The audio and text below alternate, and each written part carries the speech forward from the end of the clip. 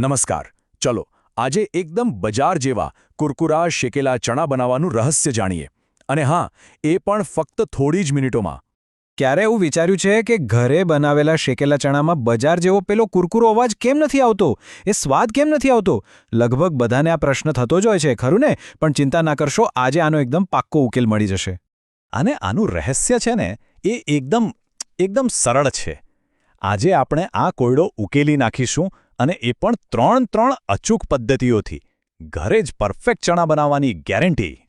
તો ચાલો શરૂ કરીએ આ કુરકુરાપણાની શોધ. સૌથી પહેલાં તો એ સમજવું પડશે કે આ બજાર જેવા ચણા બને છે કેવી રીતે. એનો પાયો શું છે? જુઓ, ફક્ત બે જ મુખ્ય વસ્તુઓ છે. પહેલું, ઉચ્ચ ગુણવત્તાવાળા દેશી ચણા. સારા ચણા હશે ને તો જ એ સરસ રીતે ફૂટશે અને અંદરથી પોચા અને બહારથી કડક બનશે. અને બીજું, ખૂબ બધું મીઠું. પણ આ મીઠું ખાવા માટે બિલકુલ નથી. અહીંયા જ આખી ગેમ બદલાઈ જાય છે. આ એક પરંપરાગત ટેકનિક છે જેને હોટ સોલ્ટ રોસ્ટિંગ કહેવાય છે. એટલે કે ખોરાકને અત્યંત ગરમ મીઠાના ઢગલામાં શેકવામાં આવે છે. આનાથી એટલી સૂકી અને એક સમાન ગરમી મળે છે ને કે ચણા એકદમ પરફેક્ટ શેકાય છે. આ જ છે એનું અસલી રહસ્ય. તો ચાલો હવે આપણે સૌથી પાયાની રીત જોડીએ. આનાથી આ નાસ્તાનો પરફેક્ટ બેઝ કેવી રીતે તૈયાર કરવો એ સમજાઈ જશે. તો રીત એકદમ સીધી સાદી છે. પહેલાં તો એક મોટી કડાઈમાં મીઠું નાખીને એને બરાબર ગરમ થવા દેવાનું, એકદમ ગરમ.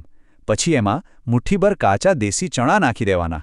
હવે સૌથી અગત્યનું કામ, ઊંચા તાપે સતત અને જોરશોરથી હલાવવાનું છે. થોડી જ વારમાં જોશો ને તો ચણા ફટાફટ ફૂટવા લાગશે. જેવું લાગે કે ફોતરા અલગ થઈ ગયા છે અને ચણા સરસ શેકાઈ ગયા છે, એટલે બસ એને કાણાવાળા ચમચાથી બહાર કાઢી લો. એક વાત ખાસ યાદ રાખવાની છે, હલાવવાનું બંધ નથી કરવાનું. જો 1 સેકન્ડ માટે પણ રોકાઈ ગયા તો અમુક ચણા શેકાઈ જશે અને અમુક કાચા રહી જશે. એટલે સતત હલાવતા રહેવું એ જ આખી પ્રક્રિયાનો જીવ છે. ચાલો, તો હવે આ બેઝિક રીત તો આવડી ગઈ. હવે એનાથી એક લેવલ ઉપર જઈએ. બજારમાં જે બીજા બે મજાદાર ફ્લેવર મળે છે ને, એ કેવી રીતે બનાવવા એ જોઈએ. તો હવે ફ્લેવર માટે આપણી પાસે બે રસ્તા છે. પહેલી છે તેલવાળી પદ્ધતિ. આનાથી શું થાય કે મીઠું ચણા પર સરસ રીતે ચોંટી જાય અને એકદમ ક્લાસિક ખારો સ્વાદ આવે. અને બીજી છે હળદરવાળી પદ્ધતિ. આનાથી પેલો બજાર જેવો સુંદર પીળો રંગ આવે અને સાથે મસાલેદાર સ્વાદ પણ. હવે આ તેલવાળી રીતમાં શું કરવાનું? બસ એક મુઠ્ઠી ચણામાં 4 થી 5 ટીપા તેલ નાખીને બરાબર મિક્સ કરી લેવાનું. દરેક ચણા પર તેલનું હળવું પડ ચડી જવું જોઈએ. પછી એને ગરમ મીઠામાં શેકી લો. આ કામ કેમ કરે છે? કારણ કે તેલને લીધે મીઠાના ઝીણા કણ ચણાની છાલ પર એકદમ સરસ ચોંટી જાય છે અને એનાથી જ પેલી સ્વાદિષ્ટ ખરી પોપડી બને છે. હવે વારો છે હળદરવાળા ચણાનો. આના માટે એક મિશ્રણ બનાવવાનું છે. 1 ચમચી મીઠું, અડધી ચમચી હળદર અને લગભગ પા કપ પાણી. બસ આ મિશ્રણમાંથી 1 ચમચી લઈને મુઠ્ઠીભર ચણામાં શેકતા પહેલાં જ બરાબર મિક્સ કરી દેવાનું અને પછી તરત જ એને ગરમ મીઠામાં શેકી લેવાના. પાણીના કારણે હળદર અને મીઠું ચણામાં અંદર સુધી ઉતરી જાય છે અને એને રંગ અને સ્વાદ બંને આપે છે. સારું, રીત તો સમજાઈ ગઈ. પણ હવે કેટલીક પ્રો ટિપ્સ જાણી લઈએ, જે શેકેલા ચણાને સારામાંથી સીધા પરફેક્ટ બનાવી દેશે.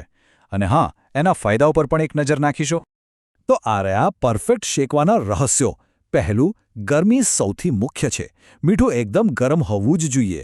બીજું, ક્યારે કડાઈ આખી ભરશો નહીં. નાના જથ્થામાં ચણા શેકવાના, નહીતર મીઠું ઠંડુ પડી જશે. ત્રીજું, આંચ ઊંચી જ રાખવાની, પણ જો લાગે કે ચણા બળી રહ્યા છે તો સહેજ ધીમી કરી શકાય. અને ચોથું, સૌથી અગત્યનું, ચણાની ગુણવત્તા. સારા દેશી ચણા હશે તો જ પરિણામ શ્રેષ્ઠ મળશે. હવે એક પ્રશ્ન થશે કે આટલા બધા મીઠાનું શું કરવું? તો એનો જવાબ છે કે આ મીઠું ફેંકી દેવાનું નથી. આ રોસ્ટિંગ સોલ્ટ છે. એકવાર વપરાઈ જાય એટલે એને ઠંડુ પાડી હવાચુસ્ત ડબ્બામાં ભરીને રાખી શકાય અને પછી જ્યારે પણ કંઈક શેકવું હોય ત્યારે ફરીથી વાપરી શકાય. છે ને એકદમ ઝીરો વેસ્ટ કિચન હેક. અને હા, આ સ્વાદિષ્ટ નાસ્તાના સ્વાસ્થ્ય લાભો પણ ઘણા છે. ખાસ કરીને જો ગોળ સાથે ખાવામાં આવે તો હિમોગ્લોબિન વધારવામાં મદદ કરે છે. પેટ ભરેલું રહે એટલે વજન નિયંત્રણમાં પણ ઉપયોગી છે. અને સૌથી સારી વાત, આ ખૂબ જ ઓછા તેલમાં અથવા તો તેલ વગર બનેલો એક હેલ્ધી નાસ્તો છે. તો જોયું, 3 એકદમ સરળ પદ્ધતિઓ.